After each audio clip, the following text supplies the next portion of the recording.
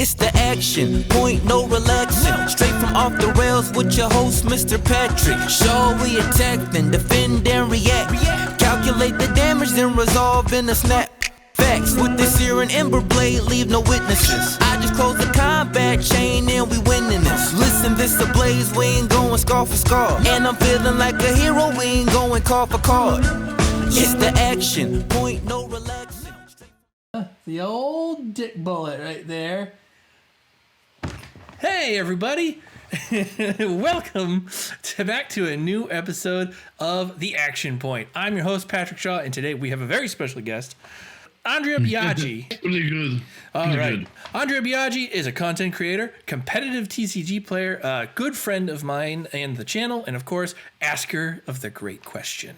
You know him as your favorite Dash main with all sorts of Dash discussion and deck techs on his channel, but he's also a gifted limited player, last year winning a draft road to nationals. He's here today to help us catch up on the whirlwind that's been the Outsiders release and more. Cap, welcome to The Action Point. Hey Pat, thanks for having me. Thanks for coming on. I love doing stuff with you. We've hung out a lot, we collaborated a lot, and I'm happy to have you on the channel today. And a testament of that is here's the one of one limited edition Kappolo playmat, complete with the phallic bullet in the arsenal. One of my personal favorites. This playmat goes with me all over the place. I truly enjoy it. So thanks. If I haven't said thanks enough times for that, thank you again, and I appreciate it. You're welcome. All right. Before we get into brass tacks here, no one escapes the origin story here on The Action Point. So why don't you tell us a little about who you are and how the hell did you get here? So my name is Andrea, originally from Switzerland. I moved to the States almost like 14 years ago now. I played a good amount of TCG when I was really young, but not following any of the rules. Then, probably like around 10 years ago, I rediscovered the TCG. I bought some Magic product for fun because I was studying Japanese at the time, and they had Japanese cards. So cool, let's look at them. So just bought them just to look them, and then coworkers saw that I had them and invited me to a few drafts. And then got addicted to play Magic. And then during pandemic, kind of stopped playing much Magic, discovered Flesh and Blood. And then how I got here, it's one random day I wanted to record a video for my channel, and I posted on Twitter, anybody is up for some gameplay video? And you, Patrick, responded. I didn't know you at the time, but decided to do the video. You were playing Briar with Taskblade, if I remember correctly. Yep. And I think I was playing the 2-Hammer Hold'em deck. Yep. I'm not 100% sure, but I think it was a 2-Hammer Hold'em deck. Oh yes. Yep. Lots of action points in the album with the double Winter's Whale. And then after that, just keep chatting with you every now and then. Then we also play Team Blitz together at Pro Tour New Jersey with Mr. Tommy Fresh. Yeah, Tommy Fresh. We went 2-2. Not too shabby. Not the best, but not too shabby. No. And now we are here. We are. We're literally here. That wraps it up very nicely. Yeah, that was early. That was some early Tales action there. When we recorded that video. The Duskblade was not banned yet. I think it was banned in CZ, but not in Blitz yet. So there was still some experimentation going on there, and I was seeing where I could go with it, and that was a fun game. That was tight. I remember on that one. That was very, very fun indeed. All right, so we've had, since the last time I recorded an episode, it was before the pre-release. I had a bunch of friends on, Clark Jansen, Elaine Hammondry, Anthony Zacella, both a mutual friend of ours, and others, to help kind of get ready for pre-release. And then it happened, right? And now we're coming on the aftermath of release weekend. So that's a lot of flesh and blood that has happened in the last couple of weeks. And I'd like to talk about what what happened and what we think about what's going on lately. And I want to start with Outsiders pre-release. So how did you get to participate in the pre-release weekend, and how much did you? I did play in 2 pre-releases. One on Friday night, I went 3-1-1. And then on Sunday, I played another one. I went 2-2 with a really bad pool. Okay, all right. I also went to 2. I was 3-0-1 on the Saturday one, and then I was 2-1 on Sunday. Both of them. Saturday, I on the first one, I got the cards for the first time. I put them together, and I knew I was going to lean Assassin. I had the deck together. A lot of not a lot of red stealth, but a lot of stealth and reactions and some good generics. So I had Uzuri, and then at the last second I flipped it to Arachne. I had like a Razor's Edge and a Spike that really threw me onto Arachne, and I did pretty well.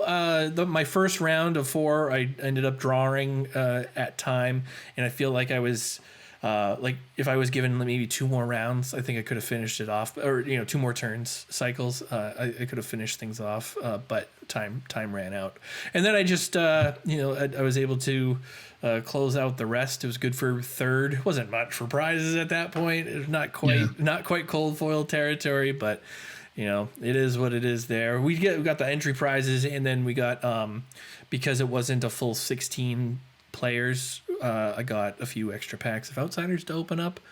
Nothing crazy. I'll tell you what was crazy, Cap, though.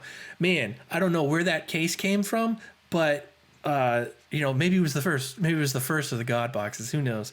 But someone pulled a extended art Shroud.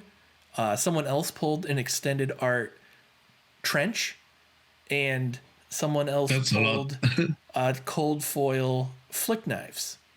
And then there was I think there was 2 other legendaries as well, but it was same box, you know what I mean? Same case. There wasn't too much separation.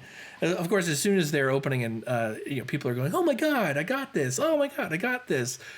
Me and a few of the inner people who are not cheering are like, well, our packs are guaranteed to be garbage right now. But yeah, and then on Sunday, I went to my LGS, it was Darkwater Games in Mashpee, Mass, for their pre-release event. It was just a 3-round thing. I opened up. I almost did Riptide or Azalea, but I was too shy to pull. I was too gun shy. I feel like I probably could have gotten away with a Ranger and done really well. I had 5 red arrows, but I had 13 arrows total. Right, so I was kind of like, it's fine. I didn't know, I built Assassin again, and I started on Arachne, but I had even less red stealth than the day before.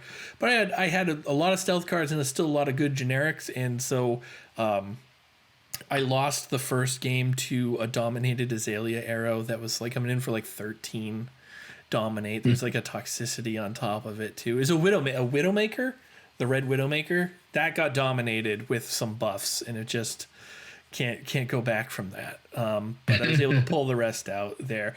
I switched to Uzuri and realized the stealth cards that I did have lended themselves to pitching to daggers and then lining up a big generic payoff, and that helped out as well. But I find Sealed very interesting in this format. What are your takeaways from pre-release weekend when it comes to sealed Outsiders?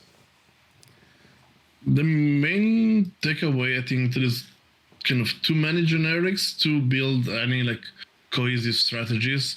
So even if you go Azalea or Riptide, you don't have enough arrows.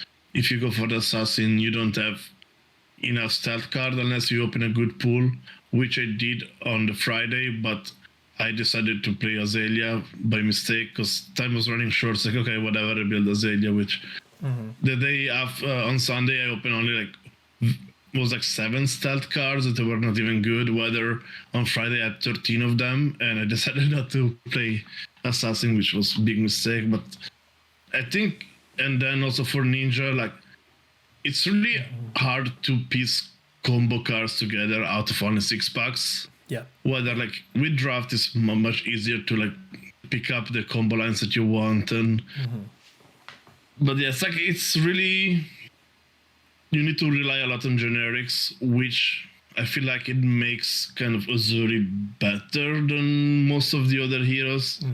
Just because if you have just a couple of stealth cards, you can like cheat in like those like big like Wreck Havoc or like Humble, or the one that if they have 4 cards in hand they discard, so you can cheat in a good amount of cards. Cut down to size. Friend of the channel Breezy's preview card.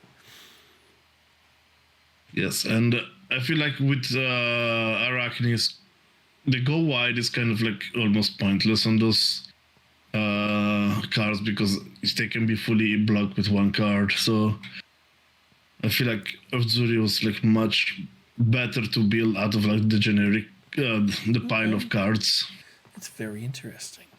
It did seem that I think very quickly people realized that 30 cards were not enough to make like a playable deck. It seemed like fatigue at 30 was very much an issue, and that sweet spot was somewhere between like 35 and 38 cards. Why do you think that is?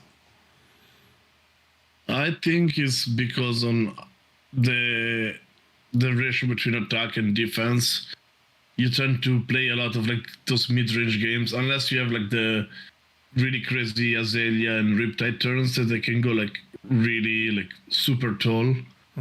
Most of the times you exchange like somebody attacks with 1 card and you block with 2 or 3 and then attack back with 1 card, and so it's a lot of blocking, not much damage goes through, which makes that games go longer. Sure. So you need more cards.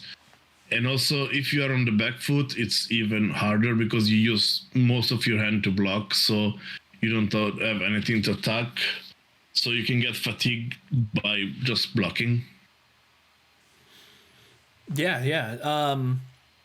I think so. I really wanted to like build Katsu in one of these pools, but I felt the same way, right? That Ninja is, it's almost like you shouldn't even consider it, as a thing unless you open up like the nuts, right?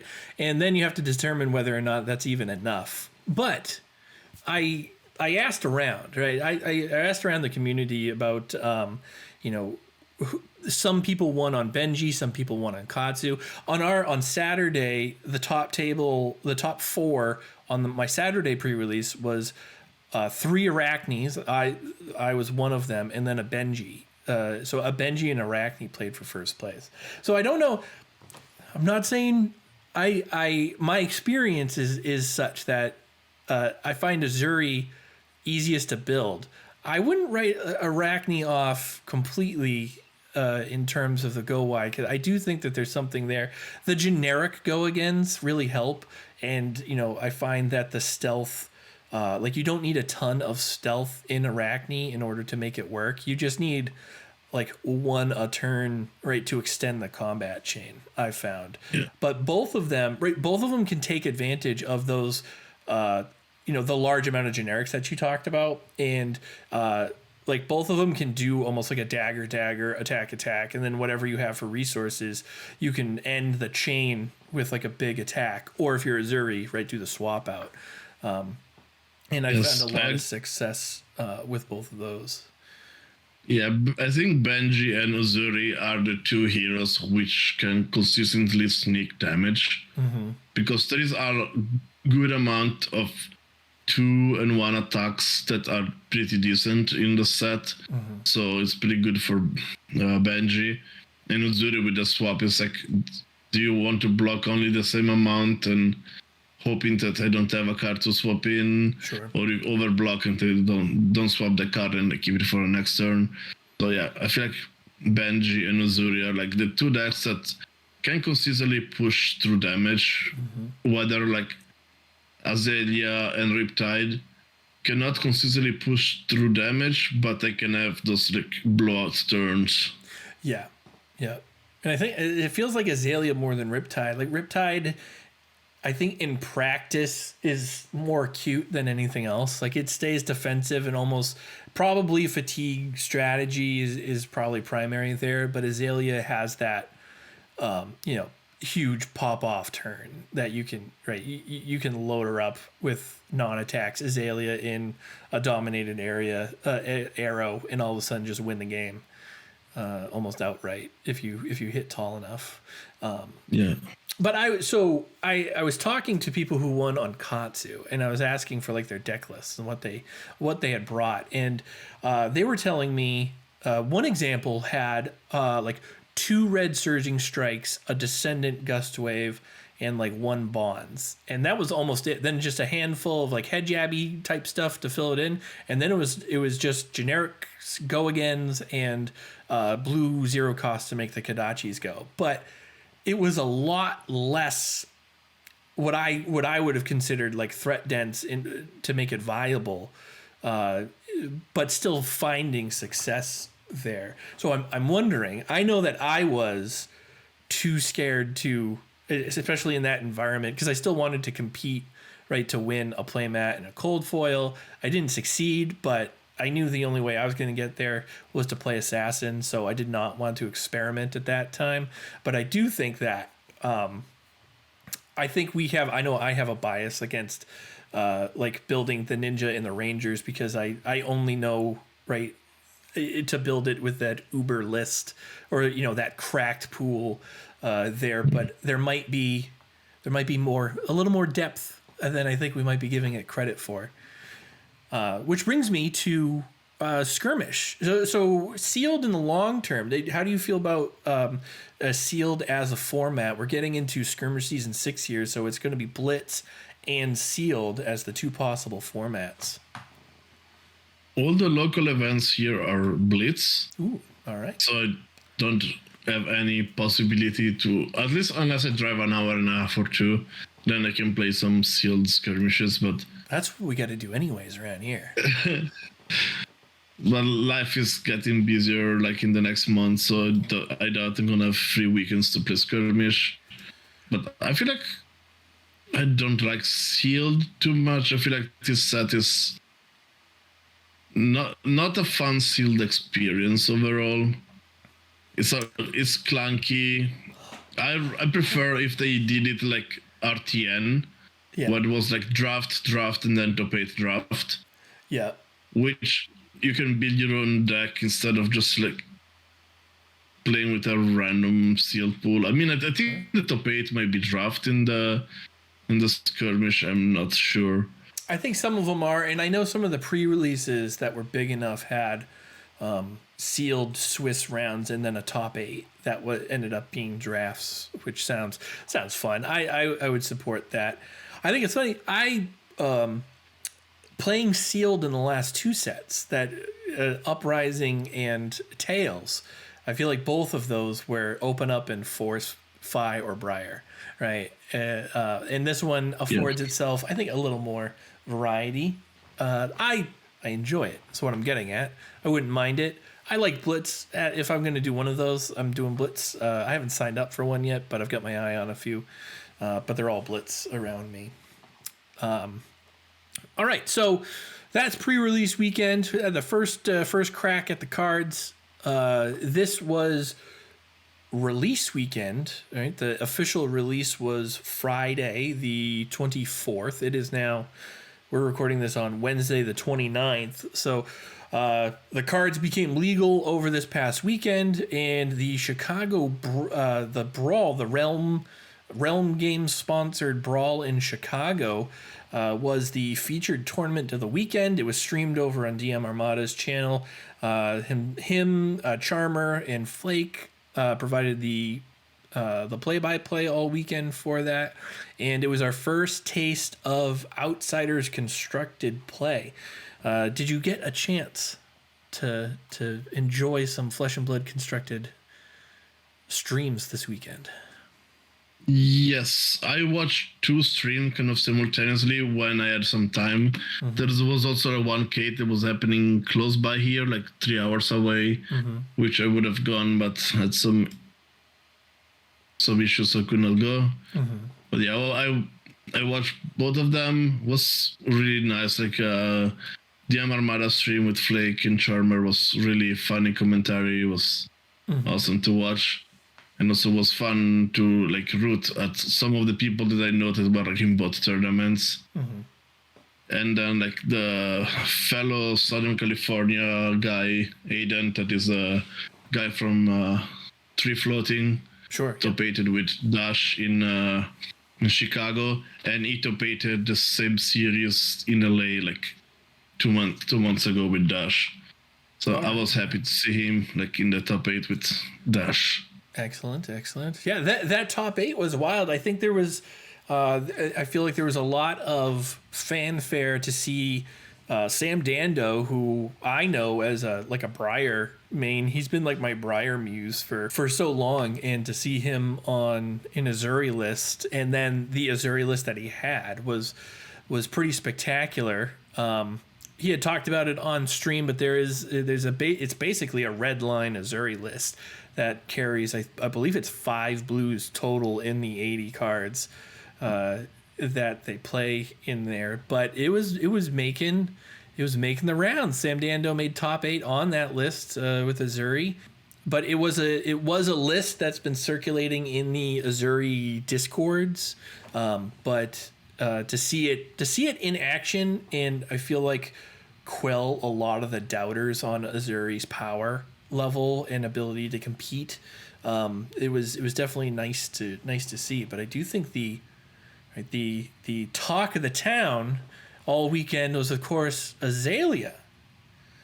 She seems to have gotten the upgrades that people have wanted. Yeah, Azalea became like really strong, and I think it's scary right now.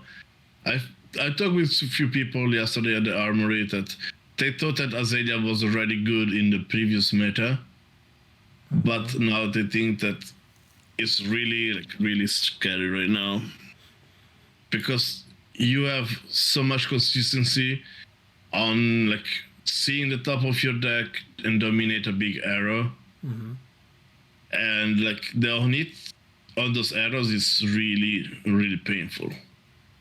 Like you lose hero abilities, you lose go again, you get various tokens.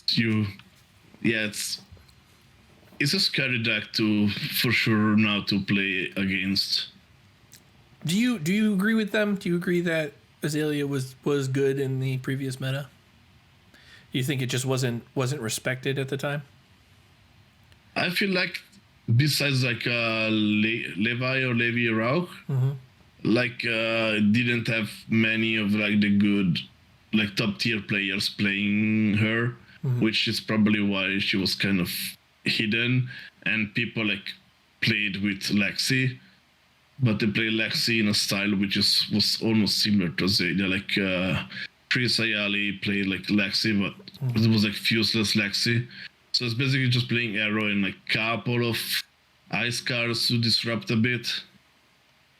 So yeah, I feel like Azalea was probably scary before, but was missing like the great pilots. They had good pilots maybe, but not like the top names playing it. And once the top names like put effort into it, now it became like probably the scariest deck to play against. Yeah, it's definitely it makes me reevaluate what I'm playing on a day-to-day basis, because I as a Phi player, Azalea just ate my lunch. As playing Briar, I don't think I'm actually favored as Briar into Azalea before Outsiders, and now it's much more difficult. I still feel a little better on Briar than I did Phi. Phi is just impossible, and Katsu is almost the same way. If you built it like too aggressively, you just can't block. You can't block the breakpoints. It just doesn't happen. You don't have enough armor to help you do it.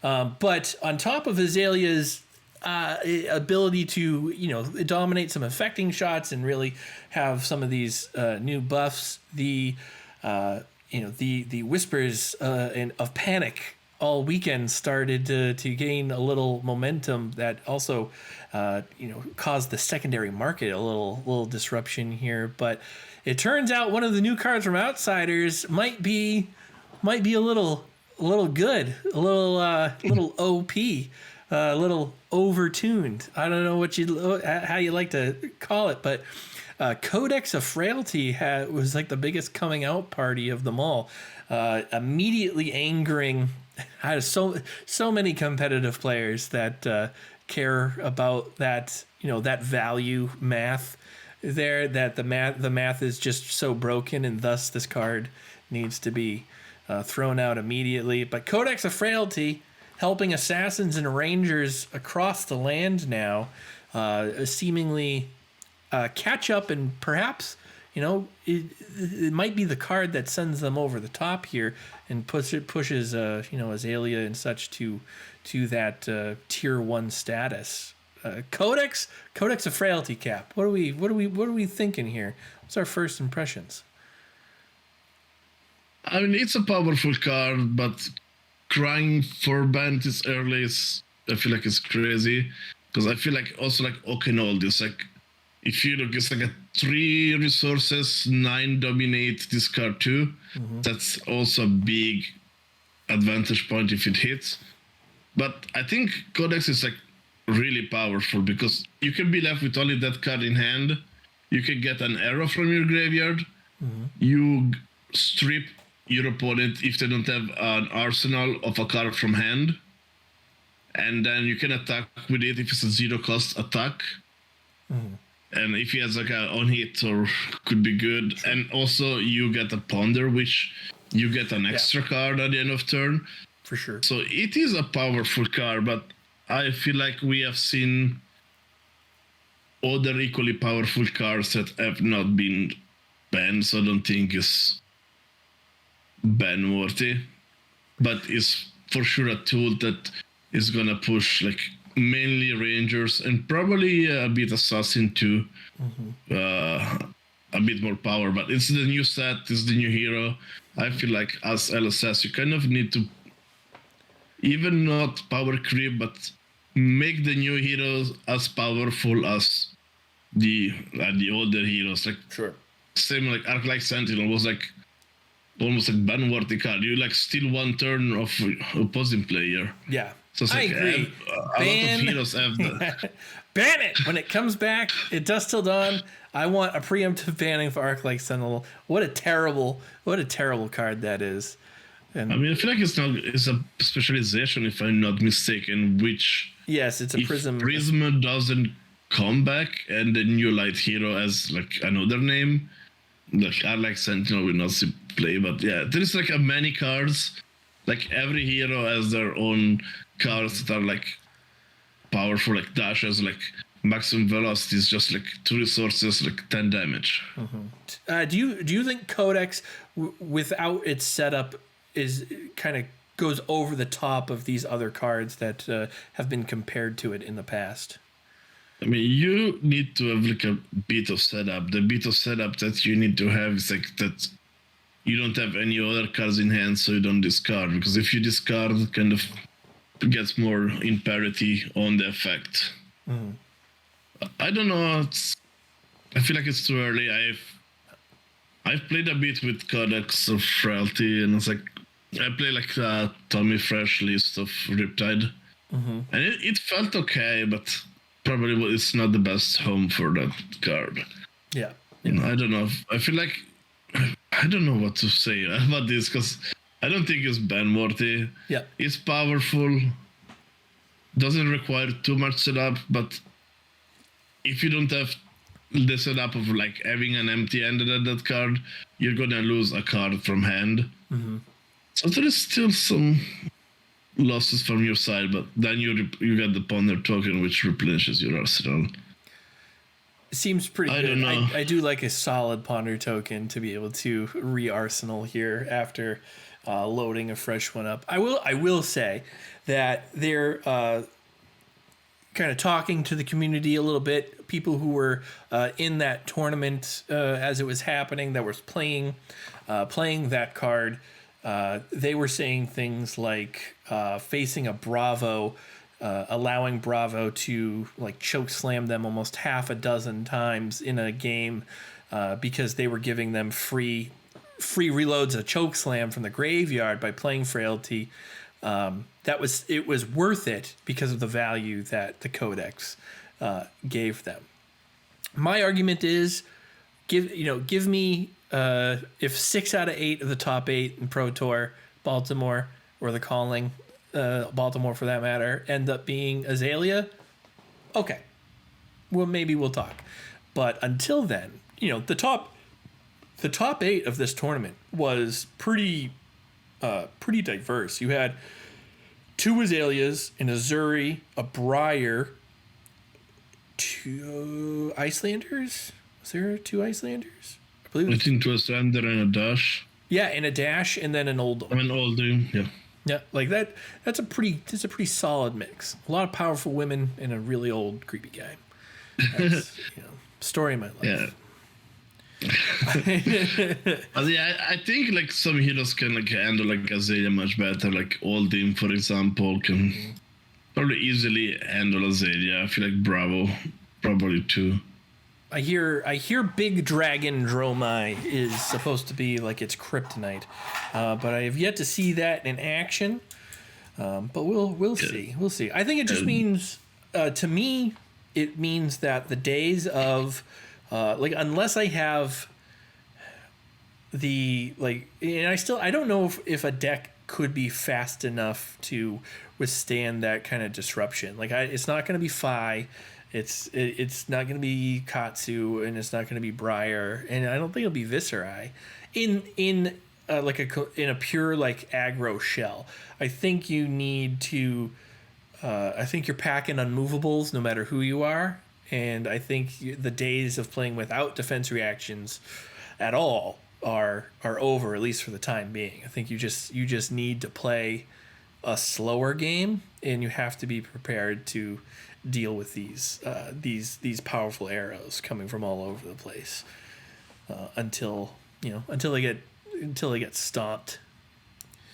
All right, moving on. A bit of news. So it was release weekend. We had the Brawl in Chicago. So we had constructed play, and then we had a bunch of people opening up boxes, and you started seeing these things all over Twitter. Like, oh my God, I had a pack of. One person had a pack of all like Majestics. You started seeing these clumpings of legendaries, and then Travis of Fab Foundry from Fab Foundry was a witness to and videotaped a box opening or a case opening that the rainbow foil slot was occupied in almost every pack by a legendary from the set. So they took the picture that they took had, I believe, 54 legendaries in the picture from one case of outsiders. So obviously there was a bit of a printing error happening there. When news kind of broke and that we knew that there was something off. What were you doing? What kind of reaction did you have to that kind of news? I saw, I think the first time was like a guy from like LA, North LA, that like had one of those cases. Like I said, this is like completely fake. It's just like looking for attention. Then I see somebody else is like, I mean, could be like a copycat. It's like, oh, this guy has like 10 legendary. I open like 60 cases. Just let's put all the legendaries there. It's like, this is what I open in my case. And then I saw people that were trolling, like the one with like all the Majestic in one pack or all the Codex of Frailty in one pack. I feel like people like started trolling as well. So it was kind of like, I didn't believe it at first. It was just people just like kind of looking for attention. And then I saw the video. I was like, oh, that's possible. It's true. And then like the video like kind of confirmed that was the case, because I mean, it's kind of hard to like fake a video or like because you need to like open so many boxes and find a legendary pack that you cannot find like with like X-ray technology and like put them in your box and like fake the opening. So yeah, felt that it was. Is that what they do over in the other TCGs? Is that is there a lot of resealing happening? Yeah, there was some in the past, and like some of like the first booster packs of Magic, you can like slide the cards so you can see what card is the rare, like in the pack.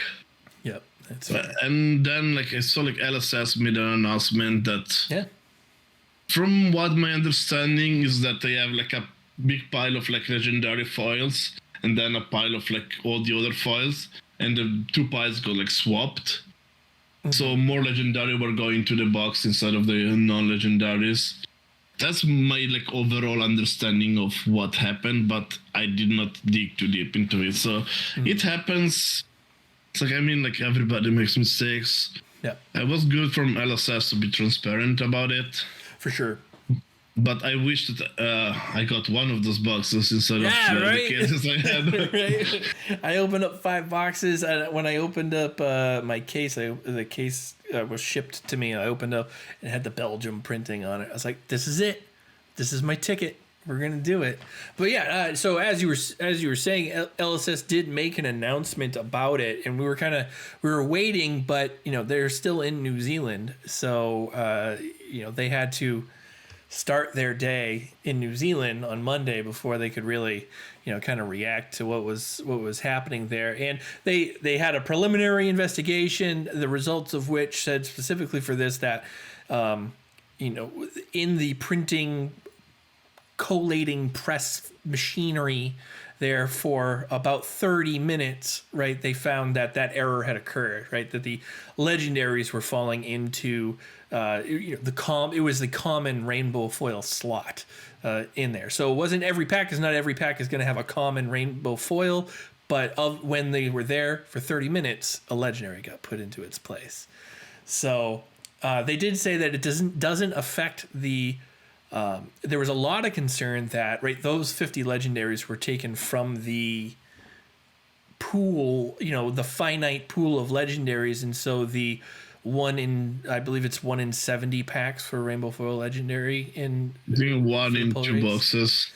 That they were now going to be skewed because so much of it was taken and put onto that. But they assured everybody that is not going to happen, that the pull rates were not affected in this. But what I'm really curious about is how many boxes do you think gets packed in 30 minutes? Is that like a dozen? Is that like 100? Is that 1,000? I have no idea. How many fun boxes are out there in the world right now? It's a good question. I feel like for Flesh and Blood might be less than like other TCGs, just because like they have like lower printing volumes. So but I have absolutely no idea how much does it take to build a box. How many licks does it take? Who knows? But it's good. I mean, it's going to be fun now. I think that we know now that the pull rates aren't affected. One, that means that when you open up your box or your case and you didn't get what you wanted out of it, you can no longer blame LSS and their skewed printing pressing. It's just variance. Get over it. You just got a bad box. It happens. It's why you buy singles. Case. I had tell me about your case. Tell me about your case. I had 3 cases I opened. One had 0 legendary. One had these 3 cards. That's pretty good. But one is cold foil, like the quiver, the cold foil full art of. There you go. And then the cold foil of Embrace that is in my dash deck.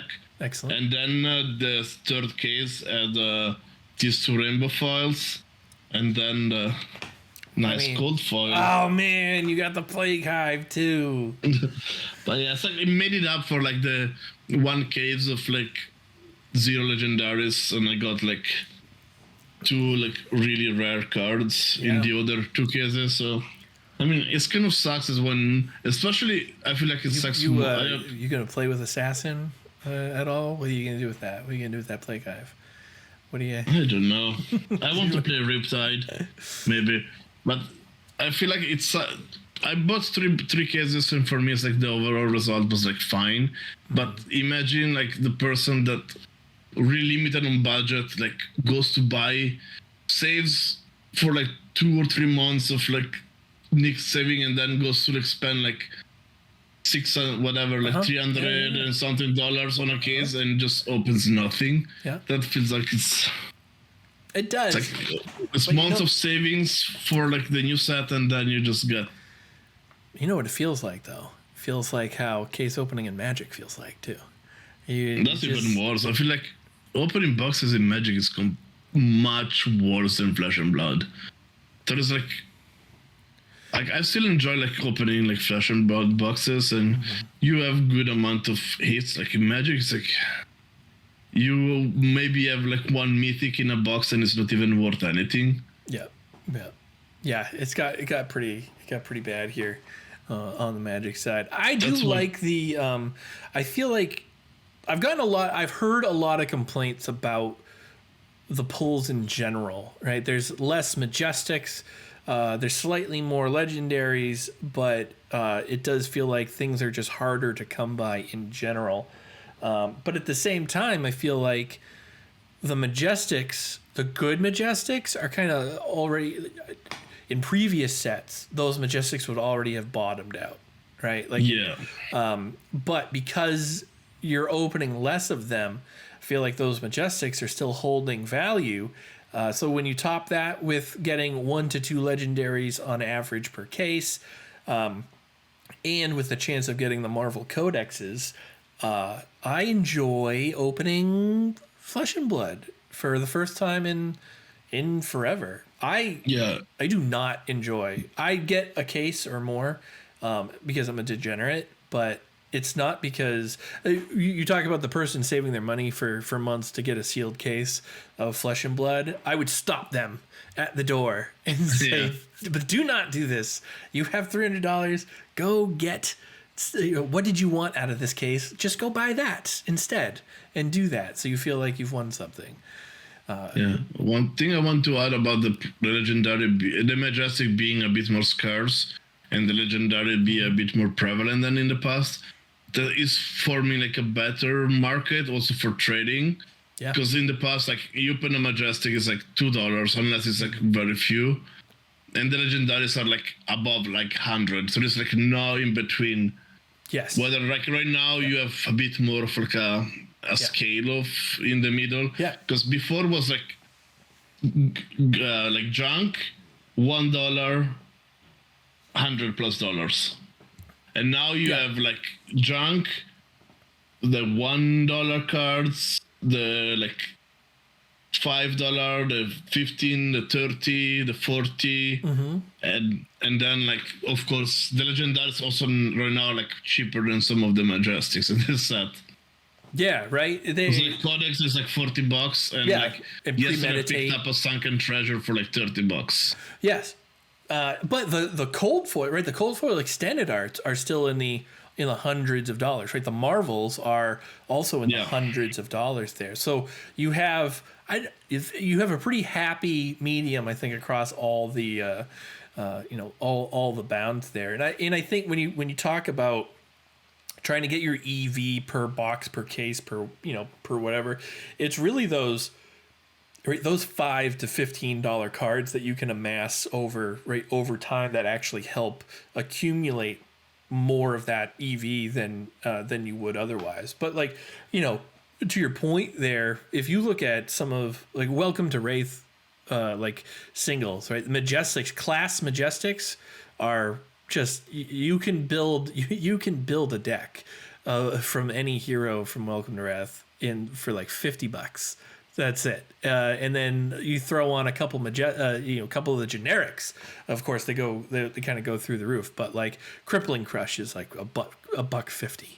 Right? It's like that's it. Yeah, Alpha Rampage was even $1 like a year ago. yeah, and it's so they don't really hold that value. Even even unlimited foils of those cards aren't really don't really hold that much value at the moment there. But I think the way that they're doing it now is good for that. It makes you it makes opening a booster pack or a singular box more palatable, because you know that you have a chance of opening something, okay to great, and get that good feeling, that you want to open more boxes from. But as opposed to, in before the 2.0, you get like an unlimited set where you have to buy a case in order to even sniff getting your money back, because you're banking on that legendary, the legendary cold foil or whatever, before getting before anything else. But if you only getting like a loose box,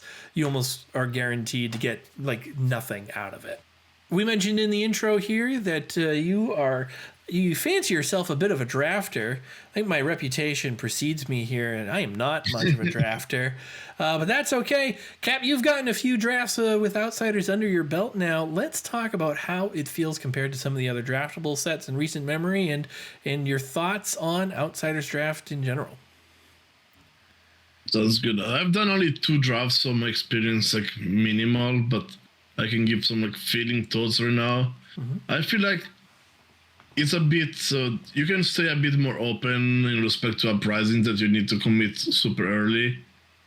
So it's a bit more open than uprising in the beginning. In respect to Tales of Aria, I feel like with Tales of Aria, you can be much more open than just because you have elemental cards, so you can stay between 2 heroes with all the element cards. Mm-hmm. Whether here you have a good amount of generics, which some of them are really powerful. The problem that I'm seeing is that you need to commit a bit earlier than you would like to, just because the class cards provide a lot of synergy, which generics don't provide, unless there are some generics which are like, they're not specific to one class, but for example, I forgot the name, but you have a generic that is, it's a rare that if you attack, you can banish an attack with 1 or less from your graveyard, and it gains +1 and go again. Searching for a scrap, I believe. Yeah, something. Yes, let's add scrap in the name. It's like, that's like a Banji card, even though it's not ninja. That's like, it's Banji that it plays most of the 1 power attacks. Sure, I get what you're going there. There's things like like Slogism, right? In Welcome Wrath is really like a Bravo type of buff.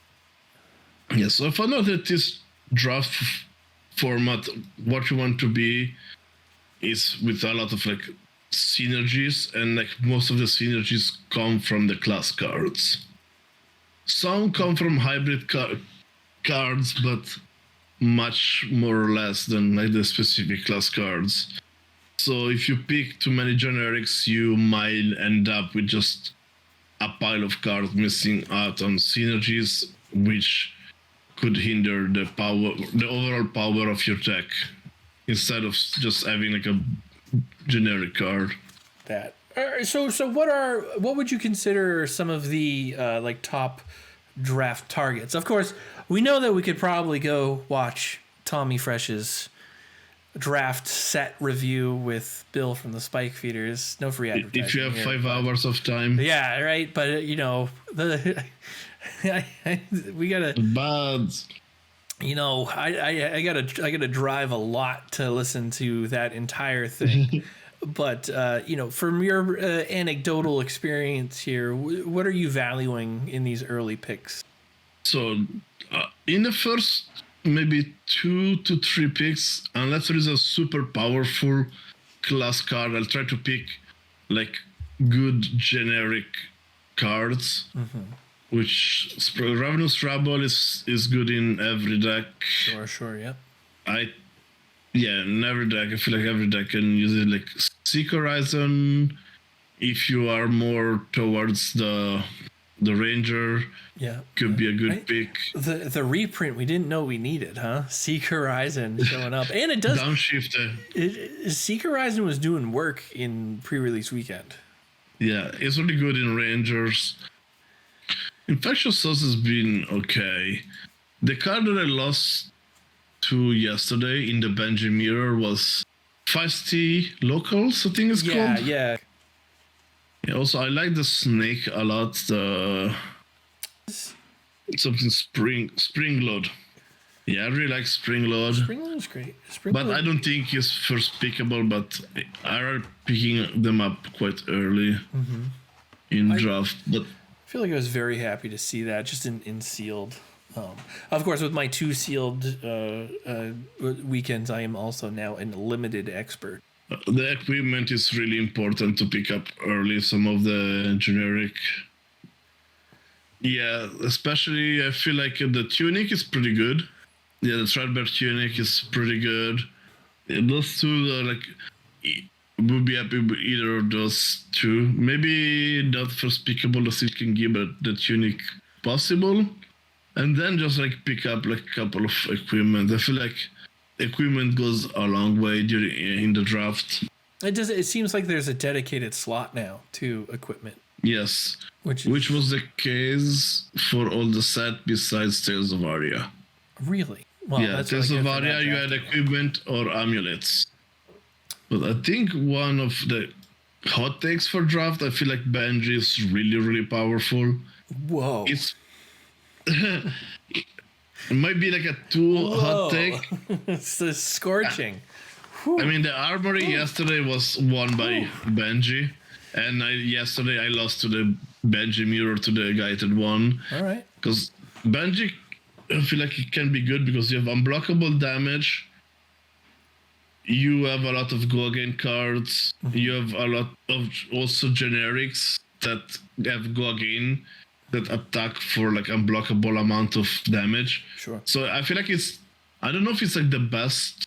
I feel like the most insane Benji pool doesn't beat any of the most insane of the other decks, but I feel like it's the easiest to pull together, which is reliable and good.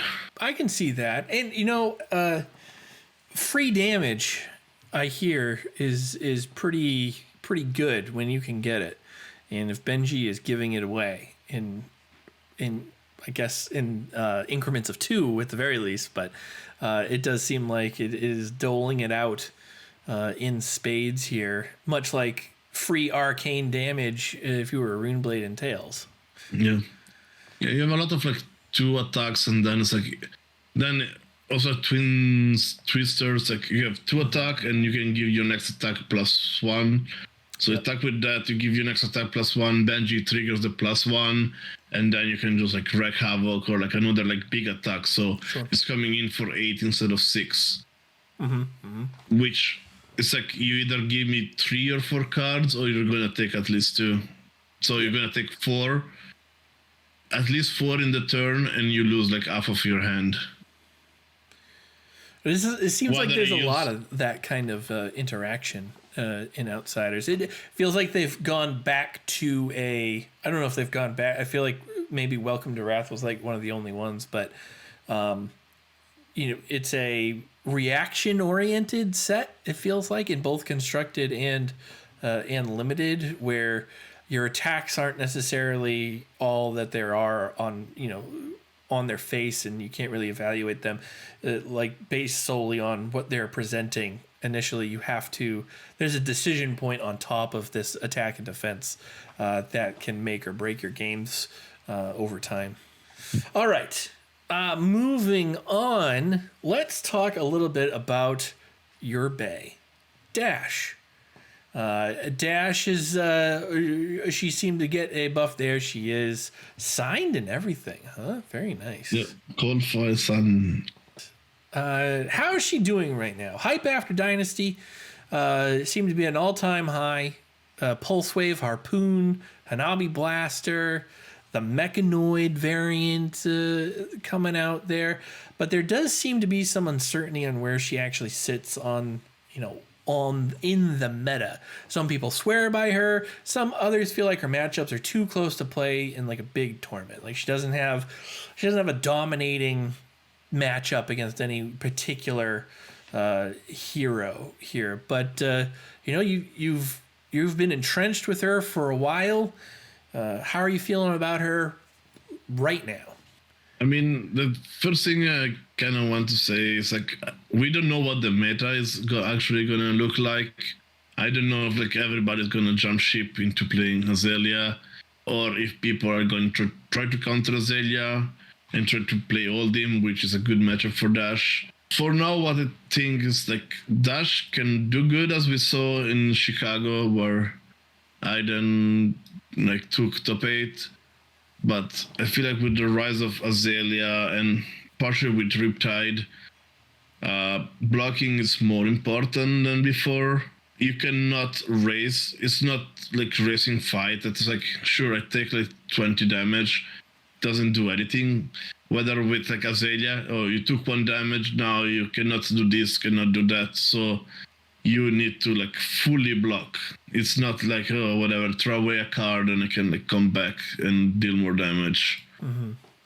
So the thing I see with like the Dash hybrid right now is that the control package might not be good enough for how Azalea is built right now.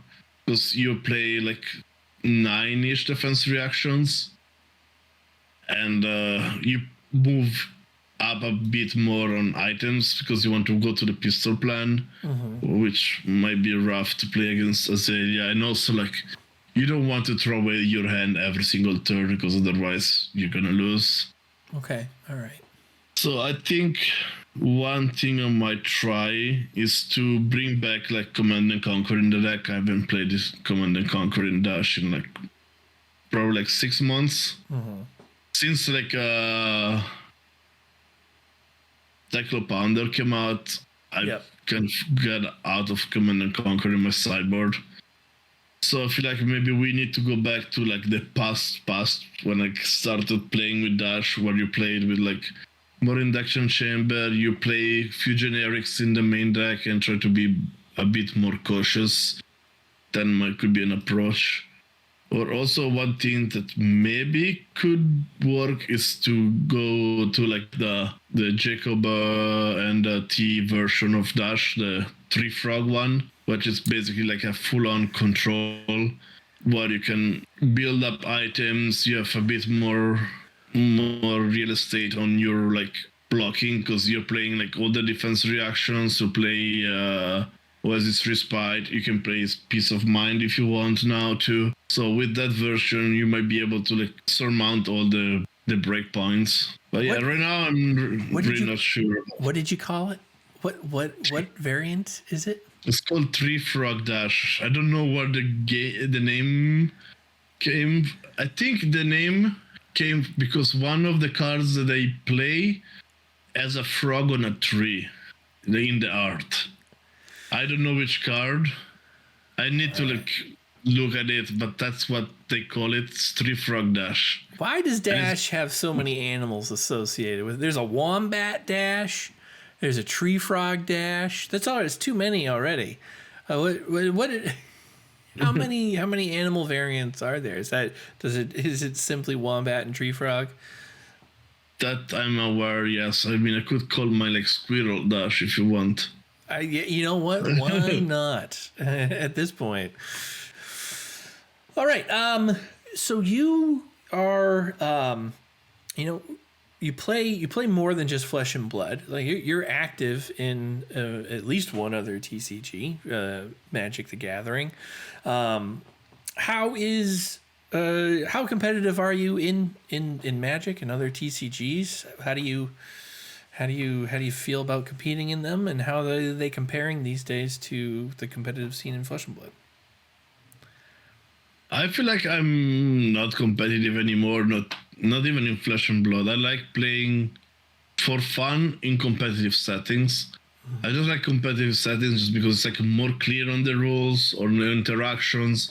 You need be more clear communication, which is much better to play than like playing with somebody that just mumbles stuff and points stuff and it's not clear. But yeah, I still play some Magic. I play some Magic Arena every now and then. Keep the daily quest going.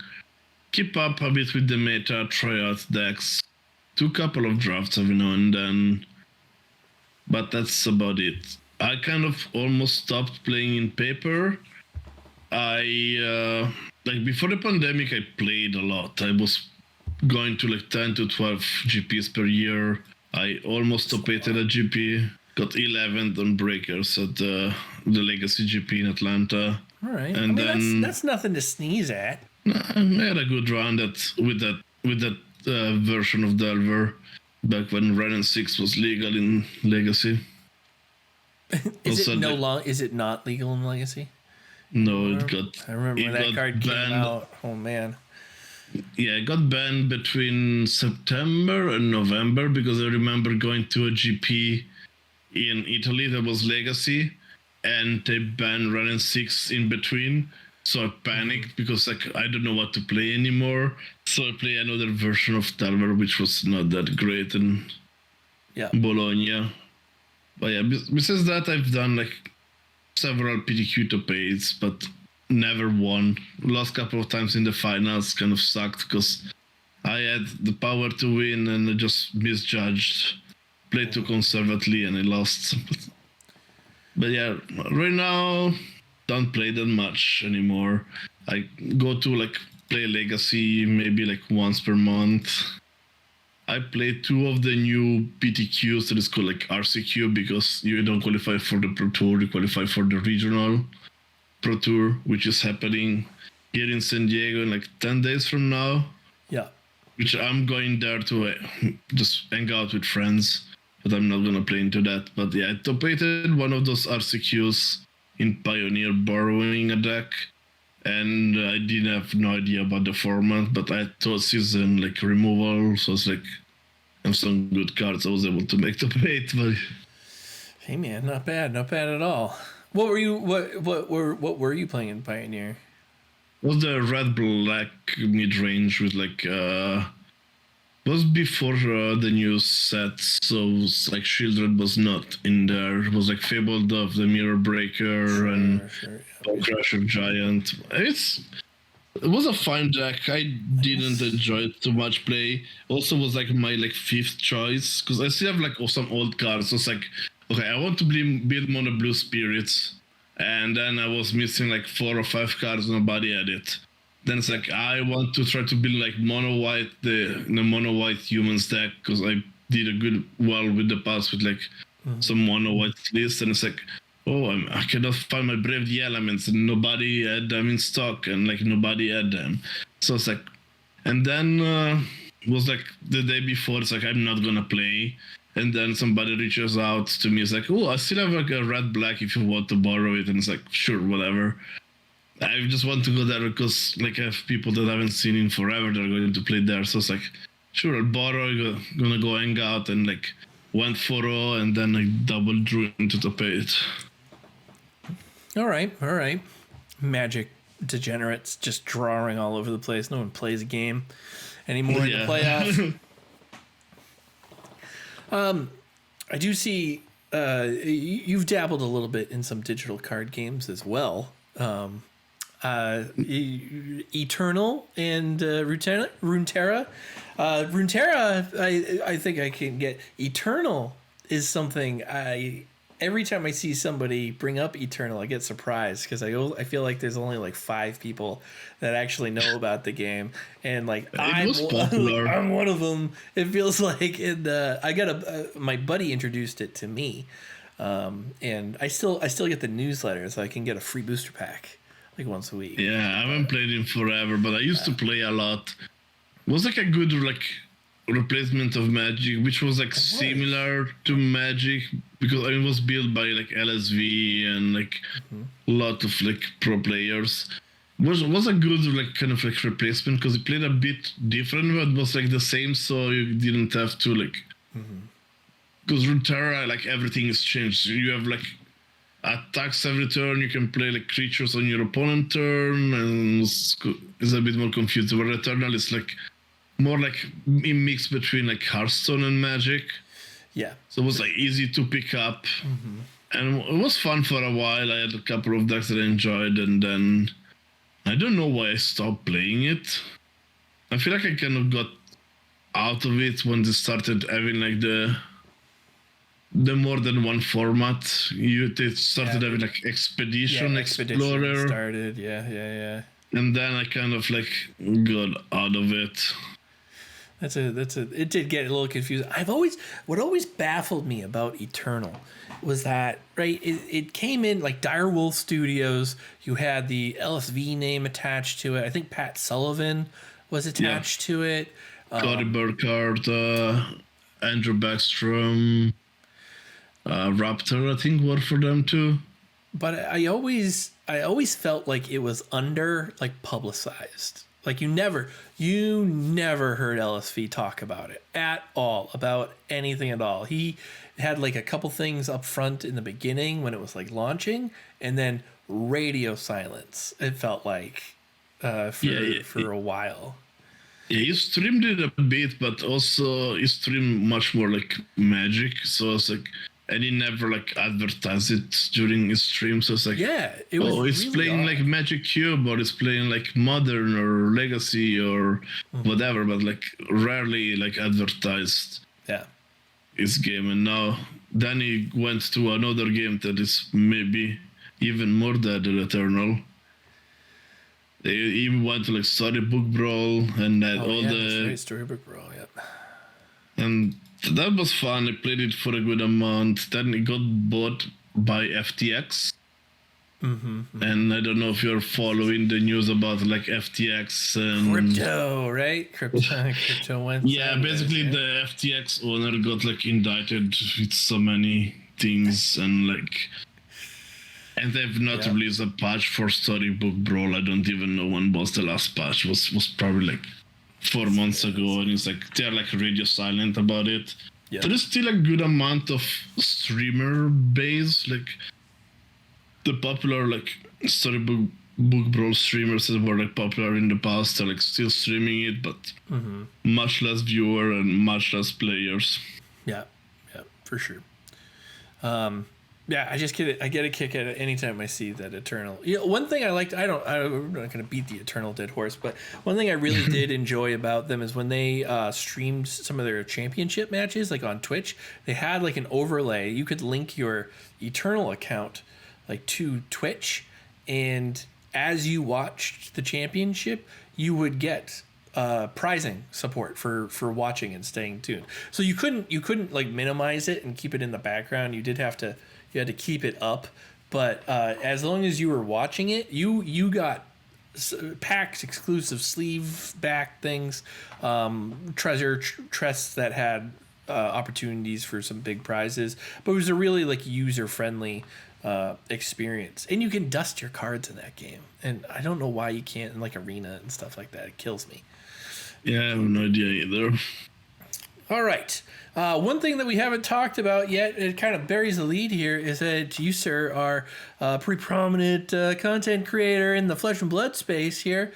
Let's talk a little bit about your journey into content creation for Flesh and Blood, and some of the the hurdles and challenges and overall experiences that you've had in this journey of producing some content. Sounds good. So I started the content creator journey with Magic. I did stream on Twitch back in the days. Then I did a couple of like really bad edited YouTube videos. Then I did a couple of like guide videos on YouTube for Magic, like how to maximize your like arena experience, the various settings, various plugins, tools, etc. That got a good amount of views, but then like when after I discovered Flesh and Blood, I decided, okay, screw Magic content, let's do Flesh and Blood content. Yeah. So I had some experience with like the old editing and like learning a lot from experimenting with Magic, and I think one of my first videos was like the experience of like my very first time playing was like going to the calling in Vegas. So I did like a kind of a vlog of it. I remember that.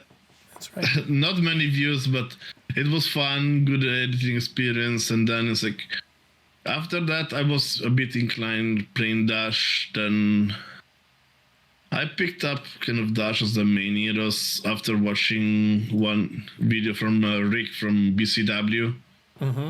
Rick is great. And kind of played the deck. And then after a bit, it's like, okay, I know more or less how to play the deck, and I made some changes, and I do this like how I like it. Let's do like a random kind of like deck tech, explain some of the matchups, how would I sideboard, and that video got like really well received, and that kind of like shut me a bit in the eyes of some people, so people like started noticing me a bit. But lately I've been like much more busy with life and grown-up stuff, where I'm like I can maybe do like 2 videos per month if I'm lucky. Yeah. Which I want to put out more, but also I don't want to make videos just for the sake of having another extra video or extra views. Sure. I want to make some content that is like useful for me as like kind of self-growing, like learning while doing the videos, like doing research and learning. And also I want to provide like useful information for whoever watches the video. I feel like I don't want to have like a video full of nothingness. I have like really short videos, some of them, like one of my most popular videos is like, I don't even know if it's 2 minutes long. That is like which items to fetch for dash for the maximizing the pistol damage. Sure. It's like 2 minutes video. It's really informative. It's probably too much information. Then it's like some other creators could probably like spend 1 hour for the same amount of content on the video, but that's not my style. I like to like condense, like this is what I know and what you should know. But content creating has been like fun. It's like I've improved myself, just video editing and having better quality videos. And then like people like recognize me at events or like in Discord, and they tell me that, oh, I watch like a lot of your videos and I think they're like really useful, or thanks for making this video about the items, or like thanks for the deck tech, I found like really useful, or like I built your deck in Commoner. Like somebody I did like Kasai guide in Cover, and somebody was like, oh, I recognize your name for like the deck tech you did, Kasai in Common. I won my armory with it. So it's like, it's just like, it's nice to like have good reception of the community, even though I'm like still quite small. Like for in respect some other creators, like I've been doing videos for like coming up to 2 years soon, and I have like 700 subscribers. Well, well, like some hey, of look. I know. It's a big number. But then it's like you see like people that have like 10,000 or like 2,000-3,000, and they've been doing like content for way less time. Yeah. Yeah. And they're copying my videos sometimes. Ooh, scandal. It's kind of, I'm not mad or anything, but I've noticed like a couple of creators like kind of snagging a bit like the videos, and sometimes even like providing a worse version. Like I had like a deck tech, and somebody provided like a worse version, like a strictly worse version of the deck for their videos. Like, yeah. And they had like same amount of views that I had in like 6 months, and they had it in 1 day. It's like, okay, but it's fine. It's like I don't mind. It's like, it's funny. I know we've done. We've talked about some decks that you've ended up putting up on your channel, and I've seen those get taken as well. So I feel like I know what you're talking about, because I remember seeing some videos elsewhere and going, wait just a goddamn second here. This looks real familiar. That's fine. I don't mind. It's like, I mean, I'm like less exposed to the general like flesh and blood mass. I feel like I'm more like a creator's creator for like in some weird like I get space. you. Like, I get you. I know like almost like all the big like flesh and blood creators, and have good interactions. They watch my content, but I feel like I don't reach out more to the broader Right. And hopefully it's gonna happen in the future. Not for a selfish reason. I really don't care. I do this for fun. But I feel like some of my videos has like really useful information that could improve just everybody if they would watch. Unless they already know the information, which I don't doubt that like some of my information is not like super secret tech. It's like it's just a couple of hours of research, and that's you can find the same information as well. I know what you're talking about too. Like it's weird to know, like everyone that there is to know, right? It feels like in some way, right, you're able to interact with them, but it does also seem like we are, and I'm just riding your coattails here and saying that I am a content creator, but it does feel like we're still isolated from the, like, outside of our core player base within the game. Like it feels like everybody watches everybody's videos, right? But it doesn't, they don't break through there, but it's also, it seems like a symptom of the game itself.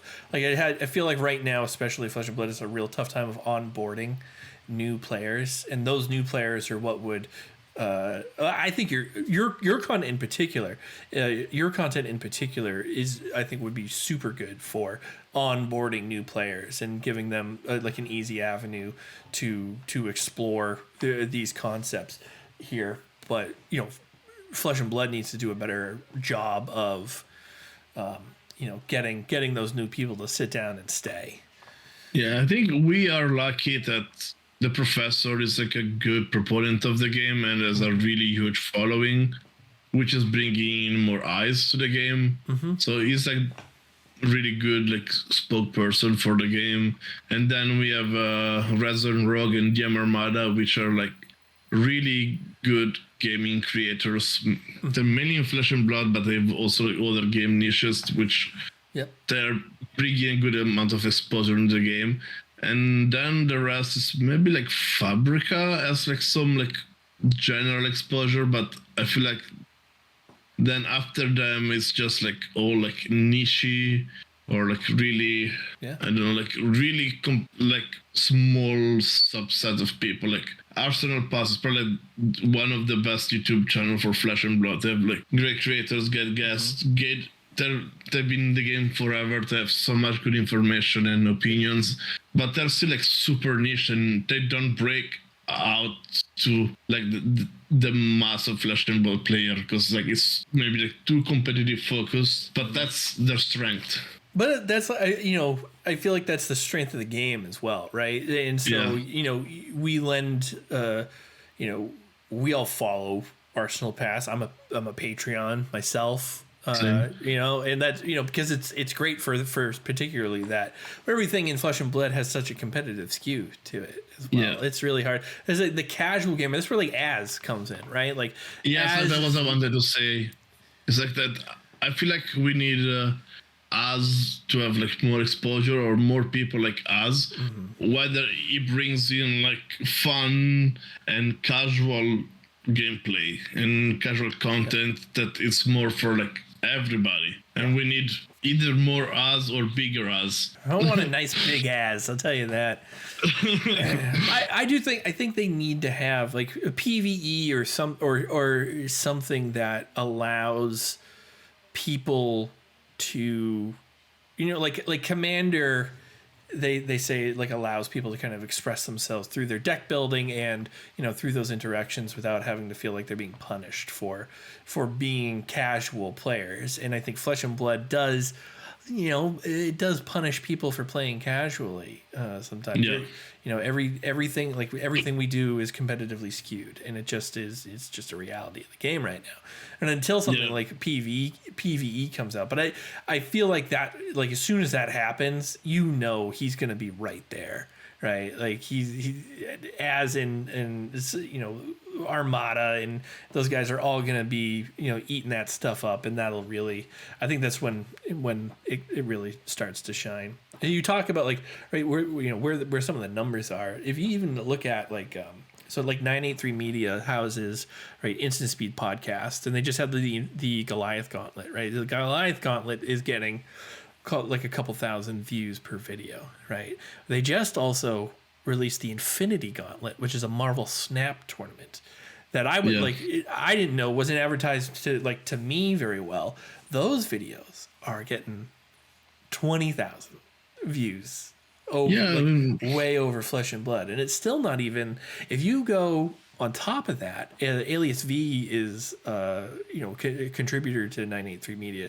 If you look on like her website or YouTube channel, like Commander Hijinks, or even like Olivia is like Commander at Home, those are like they start at like 50,000 views, right, and then they only go up from there. It's ridiculous. Yeah, it's hard to be a content creator in Flesh and Blood. There's not much YouTube money.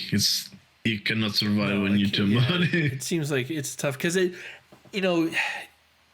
like I'm covered in Flesh and Blood cards right now, right? And it's easy to put the blinders on and see this game and feel like it's the biggest thing in the world, and then you go to like an LGS and they're like, 4 people go to the armory, and some of them won't carry Flesh and Blood because they don't have the people for it, and it's like, oh yeah, I guess we're really not, we're not the big 3 yet, so we can't quite, hold on to it. All right. Yeah, I feel like there's a good competitive core. Like I feel like the competitive core of Flesh and Blood is not much smaller than like other TCG. It is smaller, but not by much. Right. I mean, we have like 450 people per tour, which is like bigger than any Magic Pro Tour. I mean, it's easier to qualify. You have more events, but you still have like 450 like really competitive people. Magic is about the same, like maybe like a bit more. Whether like the casual Flesh and Blood player is like 5. Yeah. Okay, so I'll stop talking. Otherwise, we are going to the 5 hours. Yeah. Well, there was always going to be just one question asked here, and we're going to ask it here of you today, Cap. This is a question about deck building. Do you have some sort of formula for the ratios, or is it a gut feeling in the ratios of costs versus pitches? Where did I hear this question before? It feels like a really, really great question.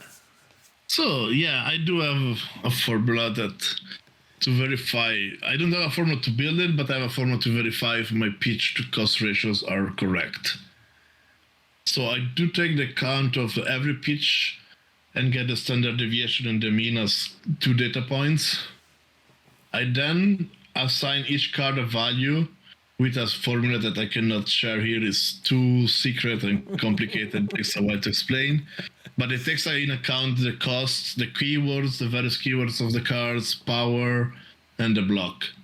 And then summing this up, this gives me the deck power as I call it like deck power coefficient. And then after I have all of these 3 values, I take the natural logarithm of the deck power coefficient. I divide it by the standard deviation, and then I'll take the result and multiply by the mean. You have a formula. You have a formula. And then if the result is between 0.65 and 0.72, the deck will run out smoothly. You know what? I'm kidding. You know what? I don't know if you're shitting me or not, because you had some confidence with it. I believe. I just look at the stats on Fabry. I have some gut. Mainly I go gut feeling plus play testing. See would I have liked a bit more blues, more yellows, or can I play out my hand to the full potential, or do I have an extra resource, or do I need one more resource? And also, I have to admit that I sometimes net deck. Oh, you bastard! I take decks from better players than me, of course, because I feel like the people that invest more time. Hey, Sarkhan. Yeah, people invest more time on decks, so I'll try other decks, see how they feel, and like port some of the idea to like my deck while trying to keep the mainly the gut feeling of the ratios. Yeah, I can get behind that. I equate I equate net decking as asking a tattoo artist to take one of your ideas and make it better, right? Like you can only draw so well, so you want to really get somebody who's a professional at illustrating the way that you want it to, in order to get the best possible product, right? I take Azuri here with this Red Blade variant, very early into the preview season and kind of theory crafting here. There was talk of like it would be really nice if I could just do like a red line version of Azuri, but you can't just do a red line version of Azuri. There's no way that would work in this day and age, because ice and all other stuff, all these other factors, and you just kind of dismiss it, and then all of a sudden. Yeah. Ice and Kano feel like the two main consideration. Probably Ice for CC and Kano for Blitz. Yeah. Because I've seen like Dash deck lists, like there was a tournament, I think it was Singapore. The Dash got first and third. Yep. And then I look at like the ratios, like Tencent they're playing like 8 blue cards in their Blitz deck. It's like you're gonna lose every single time you play Kano, and Kano is probably like the most like polarizing matchup, and you don't want to lose to Kano. I feel like all the other matchups you can have like some agency, but Kano sometimes if you don't have blues, you just like lose. So I added like 4 extra blues from the winning list, and it's like 2 extra blues from like the third place one, and I felt that deck runs much better. Also, your turn deck runs much better, and you can like consistently tally shard more often without having to use Techlook Foundry Heart, so you run out of cards less fast. All right, we're up against it, and that is I think we're gonna wrap it up there and call it a day. Cap, thank you for coming on to the Action Point. It has been a pleasure talking with you. And as always, again, fun to have you on and collaborate with you in all these different ways. And so I appreciate you. You're a friend, you're a colleague, and thank you very much. This is your time to plug your stuff. Thanks for having me, Patrick. Really appreciate the chat. And it was probably a very long podcast. Thanks, everybody, for listening. If you reached this stage of the podcast, if you want to find out more about me, you can find me on YouTube and on Twitter at Kappolo, Kappolo, or you can search on for my name on Twitter. It's Andrea Biaggi. And besides that, I think that's the mainly 2 places where you can find me. I have Facebook that I barely use, only to talk with my parents. I have Twitch that I haven't streamed in like 2 years, so not relevant. But yeah, YouTube and Twitter, especially Twitter. Like, I feel like I've been really active on Twitter since the early Magic days, so you're gonna find me on there. Like, sometimes very active, sometimes really passive, but I'll check Twitter at least once per hour. All right. That is going to do it for us. You are watching and / listening to The Action Point. The Action Point theme was written, produced, and performed by Griff. The podcast audio stream is available on Spotify and Apple Podcasts, and soon to be more. I'm really trying to get Google on. I think we're there. It's working, but on a delay. Slow. Yeah, it is. It's definitely on a delay. I think that has But that's what I listen my podcast. Like, pick up my stuff there. But all those Apple Podcasts and Google Podcasts are like the gateway to all the other ones. So there's a bunch of other podcast avenues out there that should have the show available on there. You can find me on YouTube at Off the Rails TCG. Be sure to head over there, like, subscribe, click the bell notification to see more content coming out all the time. You can find the channel on Twitter as well, also at Off the Rails TCG, and you can find my personal account at Pat Smash Good. And that is going to do it for us today on The Action Point. Cap, I feel like I gotta have a catchphrase at the end of this just because I'm so used to it, but I'm not there yet. So we're just gonna end it right there and say thank you, everybody. Have a good night. Bye-bye. It's the action, point, no relaxing. Straight from off the rails with your host, Mr. Patrick. Show we attack, then defend and react. Calculate the damage, then resolve in a snap. Facts with this here and ember blade, leave no witnesses. I just close the combat chain and we winning this. Listen, this a blaze, we ain't going scar for scar. And I'm feeling like a hero, we ain't going call for card. It's the action, point, no relax.